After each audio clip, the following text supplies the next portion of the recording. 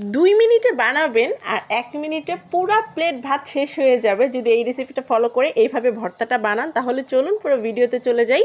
তো এখানে আমি চিংড়ি মাছ নিয়ে নিয়েছি, তার পাশাপাশি এখানে আমি 15টার মতো ছোট ছোট হচ্ছে কাঁচামরিচ নিয়ে নিয়েছি, পেঁয়াজ নিয়েছি একটা, আর রসুন নিয়ে নিয়েছি হচ্ছে আমি জাস্ট 2 পিস, একটা কোয়া থেকে 2 পিস।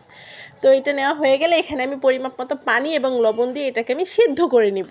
সিদ্ধ করা হয়ে গেলে এখানে আমি আগে কাঁচামরিচগুলো বেটে নিব পাটায় ভর্তা বানালে হয়তো মজাটা দ্বিগুণ হয়। এরপরে এখানে আমি চিংড়ি মাছ, পেঁয়াজ, রসুন এইগুলো দিয়ে এখানে আমি ভালো করে বেটে নিব। আর হ্যাঁ, আমার ভিডিওটা যদি আপনাদের ভালো লাগে তাহলে অবশ্যই একটা সাবস্ক্রাইব করে দিবেন, কমেন্ট এবং লাইক করে দিবেন। সবাইকে ধন্যবাদ।